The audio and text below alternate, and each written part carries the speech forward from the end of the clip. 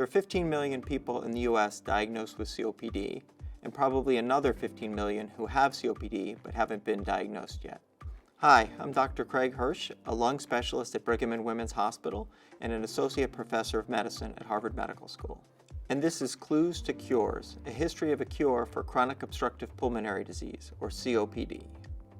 COPD stands for chronic obstructive pulmonary disease. It's a group of conditions that cause difficulty breathing. This includes emphysema, which is destruction of the lung tissue, and chronic bronchitis, which is inflammation of the airways causing cough and phlegm. In the US and the developed world, COPD is mostly caused by cigarette smoking. COPD can be dangerous for a number of reasons. The main symptoms are shortness of breath, cough, and phlegm, which can be troublesome to patients on a day-to-day basis. As the disease progresses, it can get more severe with declining lung function, and people require oxygen on a daily basis to get around. People with COPD can also get flare-ups called exacerbations, like a bad bronchitis that may require treatment either as an outpatient or the emergency room or the hospital.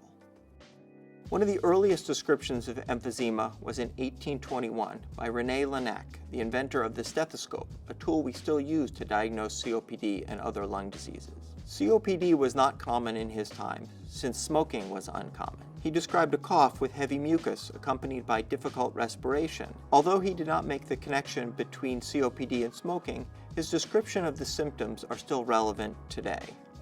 However, currently we have treatments so the disease doesn't have to be so debilitating and fatal. We've come a long way since 1821.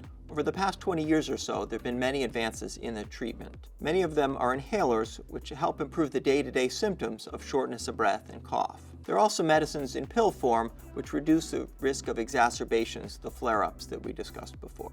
So one of the things that happens in emphysema is the lungs get too big for the chest, making it difficult to breathe, especially when walking around. In the past decades, a surgery has been developed called lung volume reduction surgery, which reduces the size of the lungs to help them fit better in the chest and ease breathing. In recent years, a device has been developed called endobronchial valves. The one-way valves are placed into the lungs and cause collapse of the lung behind it, allowing the lungs to fit better into the chest without the surgery. Over the past 20 or 30 years, lung transplant, the most extreme surgery for COPD, has been continually improving.